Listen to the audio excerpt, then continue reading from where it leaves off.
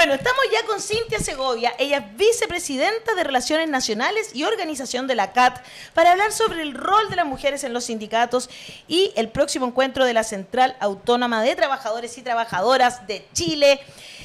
Cintia, querida, eres profesora de Historia de Enseñanza Media de un colegio en Ñuñoa, que tiene mayoritariamente alumnos en situación de vulnerabilidad. Así es. Solo son 70 colegios en todo Chile que nacieron en 1981 en dictadura, producto de un convenio entre el Estado y privados. Y se mantiene bien ahí trabajando.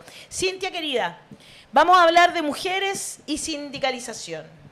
¿Cómo estamos las mujeres en estas temáticas? Bueno, anteriormente vino Magdalena, que ella también es secretaria general, ¿no es cierto?, de la CAT. Y obviamente la sindicalización femenina, si bien ha ido subiendo este tiempo, el liderazgo sindical es el que se ha mantenido todavía muy bajo a nivel nacional.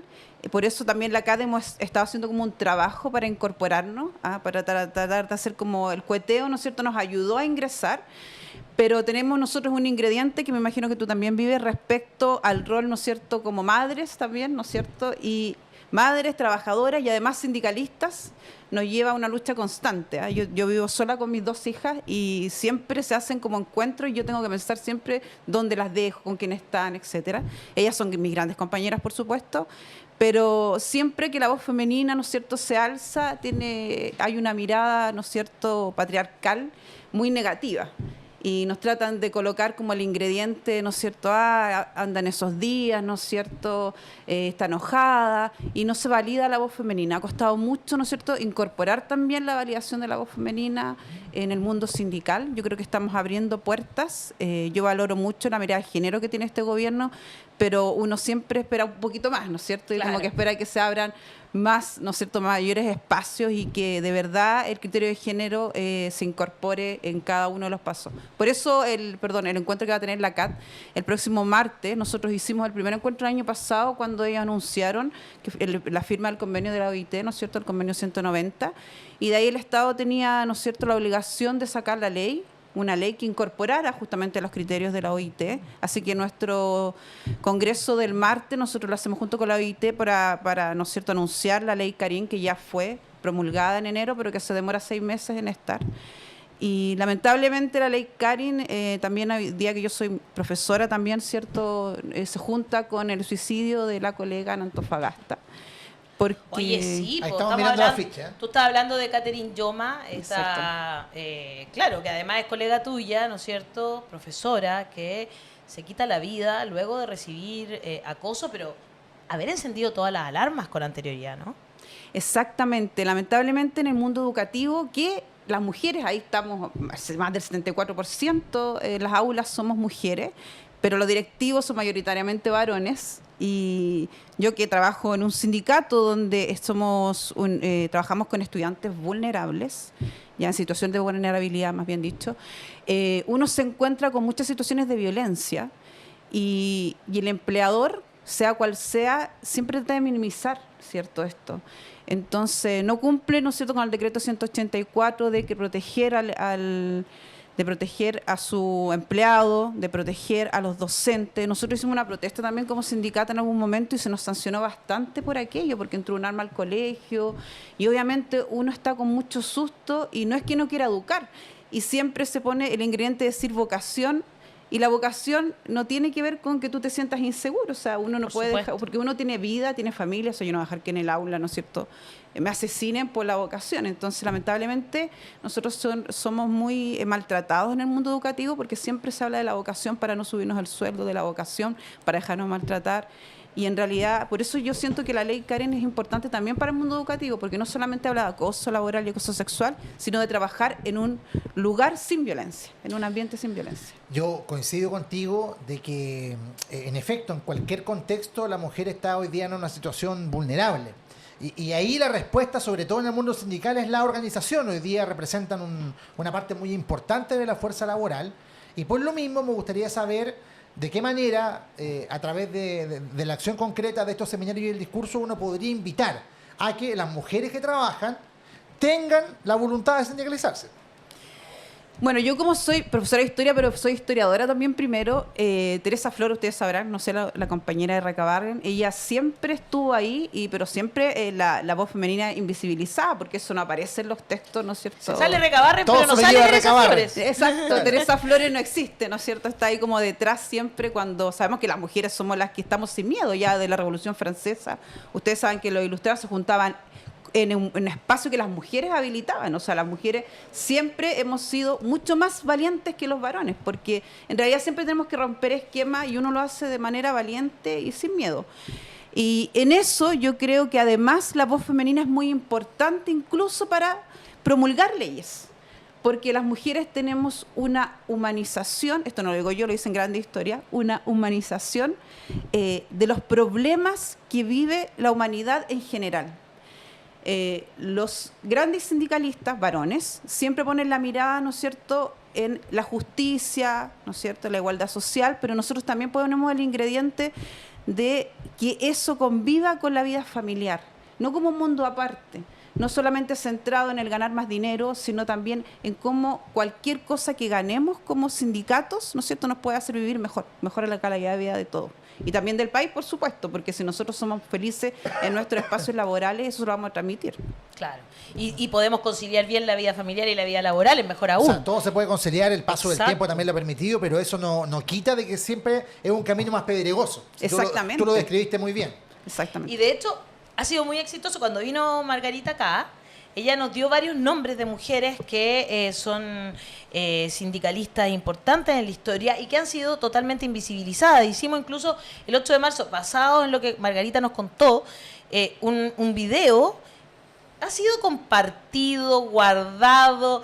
Te juro que me da una alegría, mucha gente comentando, varias eran conocidas por algunas personas, otras no, ¿verdad? Nombres que ella nos dio ese día.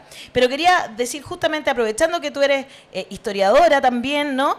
En el año 1834, cuando se crea el primer sindicato en Chile, las mujeres representaban el 30,7% de la fuerza laboral. Y no tenían ningún espacio de representación ni participación en las organizaciones obreras, a pesar de que ya habían hecho un diario, habían, ¿no es cierto?, puesto ciertos temas ahí, como tú bien dices, igual ahí se nota el machismo, digamos, te ponen la pata encima igual. En 1887 en Valparaíso, después de 53 años de la creación del primer sindicato, Micaela Cáceres crea la Sociedad de Obreras del Socorro Mutuo. Eloísa Zurita en Antofagasta funda la Sociedad de Obreras. Clotilde Ibaceta la Sociedad Unión y Fraternidad de Obreras. O sea, en el año 1800 las mujeres crearon al alero de las industrias, ¿no es cierto?, en las que trabajaban, ¿no? Muchas sociedades obreras y agrupaciones. ¿Qué fue pasando después? En el siglo XX eso como que se deshace. O sea, a mí, en la historia de Chile, a mí el siglo XX me gusta mucho porque es el siglo, como el siglo del despertar, ¿no es cierto?, del movimiento obrero y por supuesto que ahí las mujeres estuvimos... es importante que tú hayas dicho eso porque en realidad las mujeres ya desde el siglo XIX lo comenzamos a hacer. O sea, nosotros incluso nos anticipamos al despertar, ¿no es cierto?, que tuvo el movimiento obrero en el siglo XX. Y eso quiere decir, lo que yo te he dicho antes, que como la Revolución Francesa, las mujeres siempre actuamos con mayor convicción y sin temor. ¿Ya? Esa es una de las frases de mi sindicato, porque en realidad uno si actúa desde ahí, nunca va a conseguir cosas, porque siempre te van a tratar, ¿no es cierto?, de decir, no, que ese mejor cerca mío, ¿no es cierto?, eso lo dice el empleador. Y en realidad uno cuando está haciendo grandes conquistas también la está haciendo por los que vendrán. ¿Ya? Yo siempre pienso con mis hijas detrás, yo que tengo dos niñas, yo digo, cada conquista también va a abrirles espacios a ella. Entonces uno no puede partir desde el temor, porque uno no está haciendo nada malo, sino que solamente está, ¿no es cierto?, empoderándose de su espacio y diciendo, yo quiero trabajar, por ejemplo, en un lugar sin violencia, yo quiero que se me escuche cuando digo, yo que soy docente, ¿no es cierto?, que un alumno me insulte y que se haga algo al respecto y no que, ¿no es cierto?, se le baje el perfil. Y en el mundo sindical, ¿no es cierto?, decir, oiga, si ponemos la voz femenina en alguna ley, en alguna cosa, esto va a mejorar a la humanidad completa. No solamente, ¿no es cierto?, claro, ese pequeño espacio, sino que a la humanidad completa. Porque nosotros tenemos esa mirada macro que de verdad al mundo masculino le falta, y insisto, no lo digo yo, sino que también lo dicen los grandes teóricos. Absolutamente, eso está comprobado, digamos, ¿no?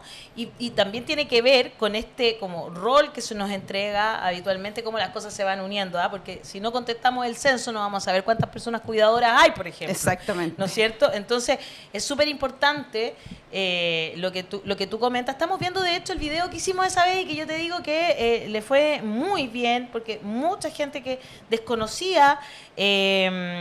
por ejemplo, el rol de Teresa Flores, que tú estabas nombrando, que fue por todo el país, educando, entregando comida. Ahí está Teresa, mira. Claro. O sea, de hecho, Teresa iba junto con Recabarren, no detrás, ¿no es cierto? Al lado, claro. Al lado de él, ¿no es cierto? Y ellos iban por el desierto, ellos se juntaban en lugares, ¿no es cierto?, súper precarizados, y educando, ¿no es cierto?, que es algo que el mundo sindical tiene que recuperar, ¿no es cierto?, tiene que recuperar su rol de educar a las masas, de educar al pueblo, porque en realidad esta cosa de decirnos que somos clase media cuando en realidad somos una clase endeudada, ¿no es cierto?, de repente hace que seamos súper desclasados.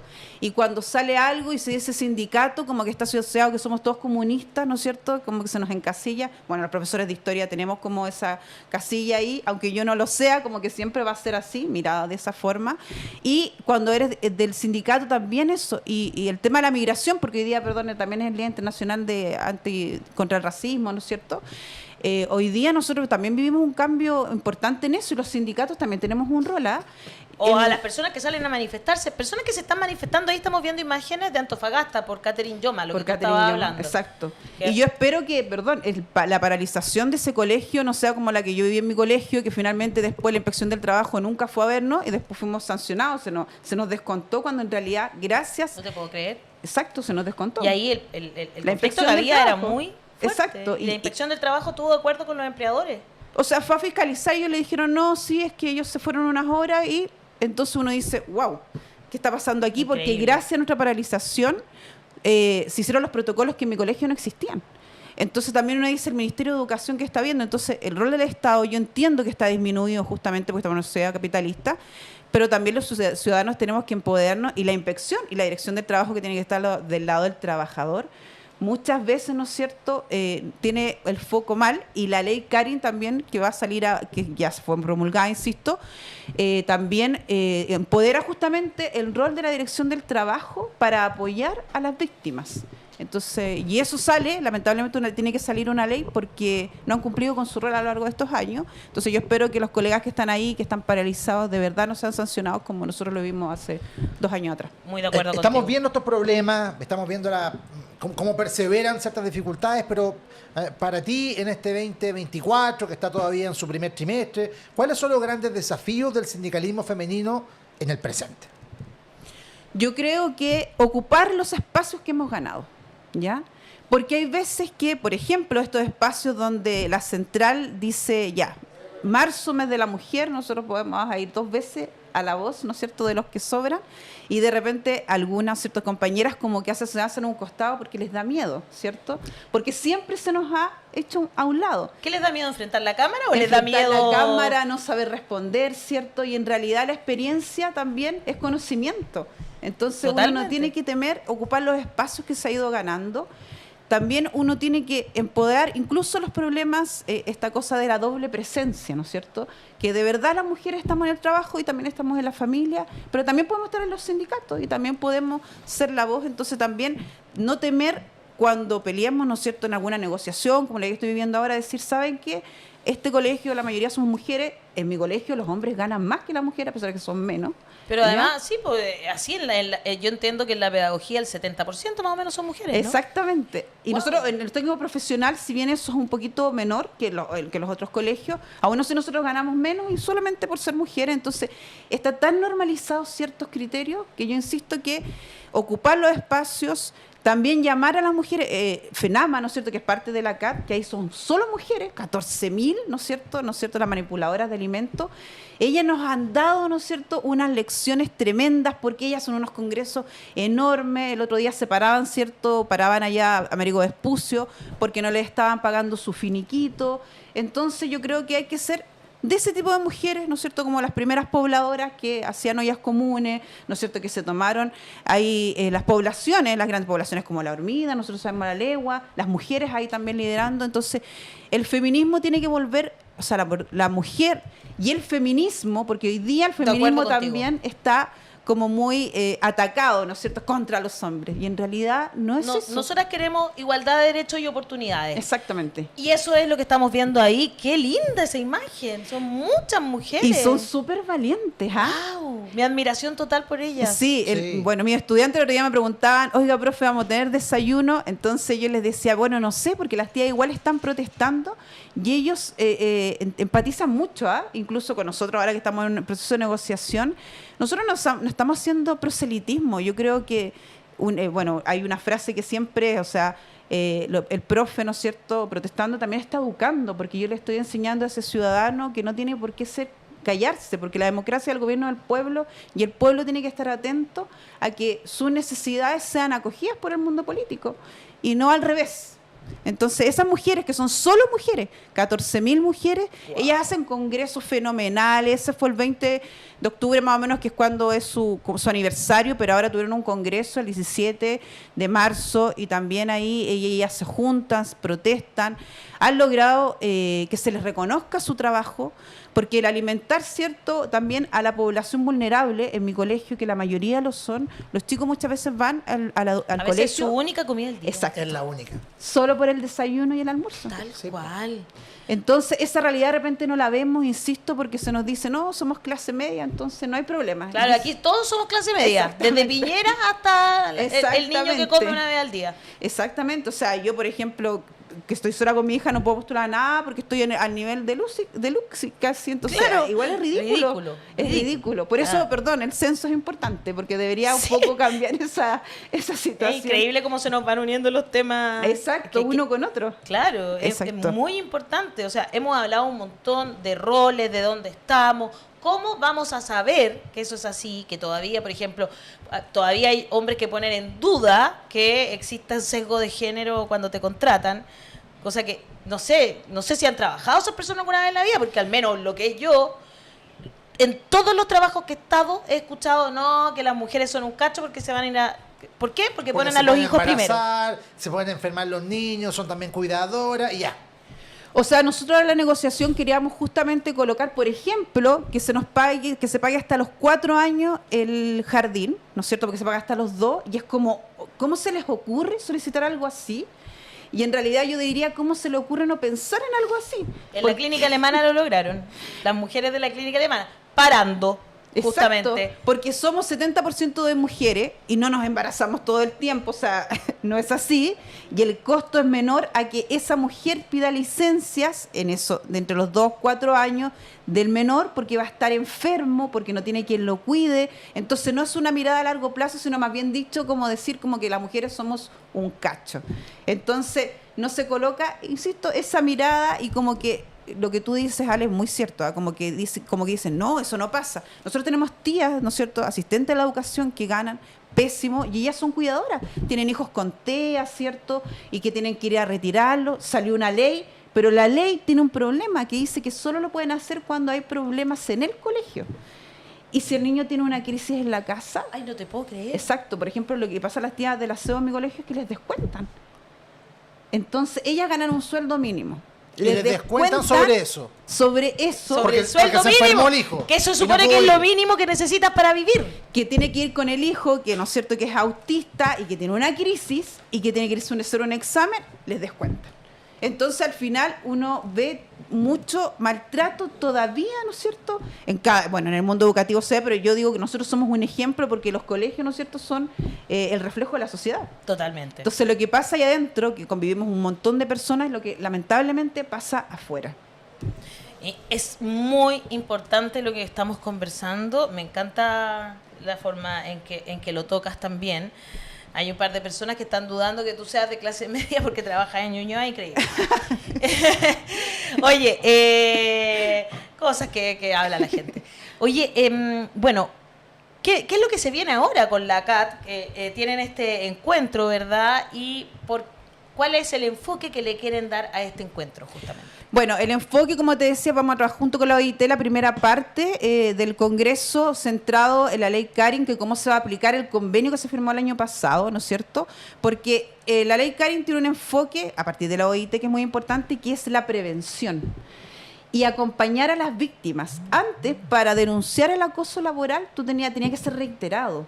Entonces, claro, no importaba si la primera vez que te gritaban y te humillaban. Exactamente. Claro. Entonces, lamentablemente, muchas veces no se denunciaba porque era, además, revictimizar a las personas, porque tenías que buscar testigos y como tenía que ser reiterado, muchos testigos que dijeran, hoy sí, parece que le gritó, no sé qué. Bueno, una de las dirigentes de mi sindicato fue vulnerada y obviamente como nos pidieron varios testimonios, después como que pasó a mediación en la inspección y el empleado dijo, no lo voy a hacer.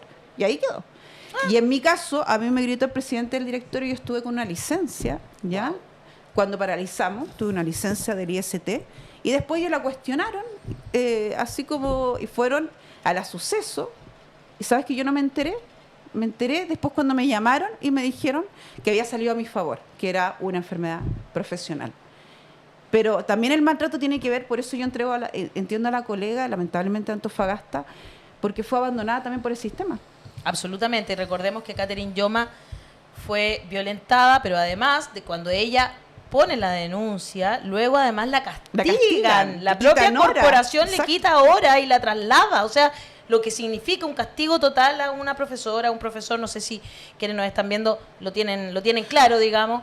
O sea, imagínate que si a mí... Le reducen el salario, que eso es lo que importa al final. O sea, es un castigo, por donde lo mires, por favor.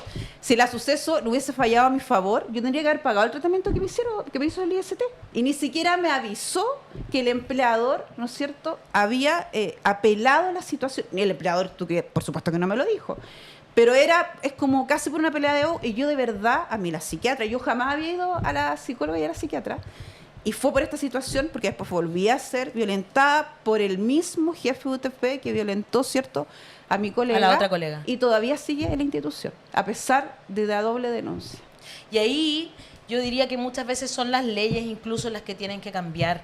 Porque muchas veces, al menos a mí me ha tocado conocer casos de profesores o sea, personas que maltratan, de distintos tipos de maltratos, y que no los pueden sacar si no lo lleva a la justicia, si esto no se ha procesado, y tú te encuentras como entrampado, porque, por ejemplo, el abuso sexual no es un tema para echar a un profesor o a una persona que está cometiendo graves faltas, como un jefe de UTP o lo que sea. Es bien impresionante. Entonces ahí tenemos que dar esa conversación como sociedad. Exactamente. Muy importante. Tenemos muchos comentarios que están muy contentos con tu participación.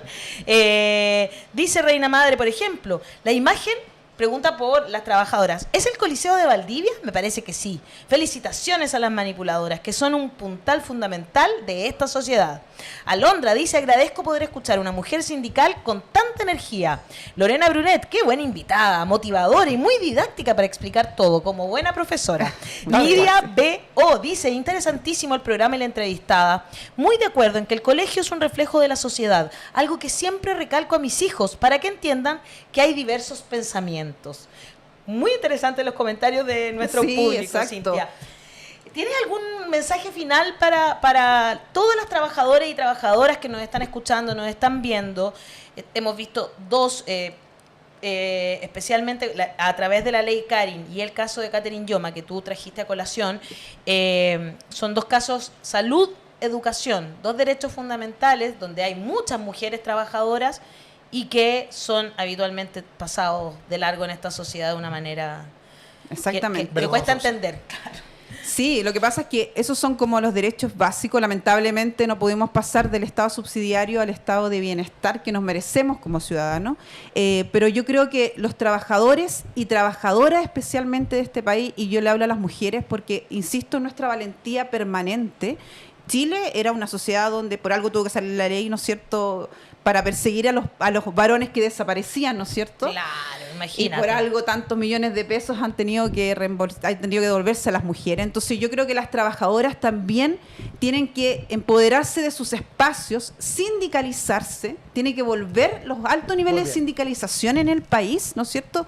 Y exigir, así como las manipuladoras de alimentos, lo que nos merecemos sin temor.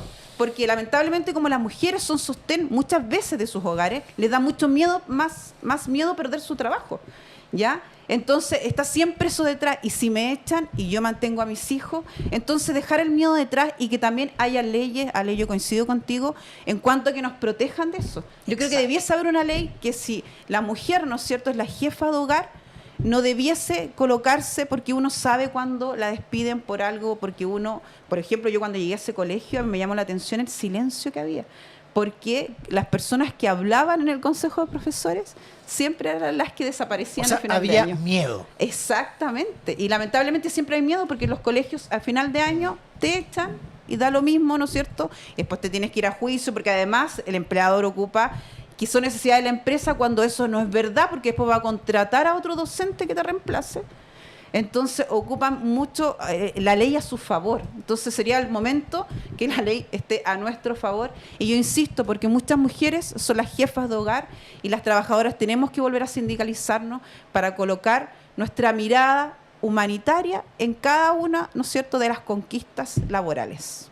Eso. Tal cual. Excelente mensaje final de Cintia. Directo al corazón de lo que necesitamos como sociedad y como trabajadores y trabajadoras. Así que muchas gracias por esta entrevista, por esta visita.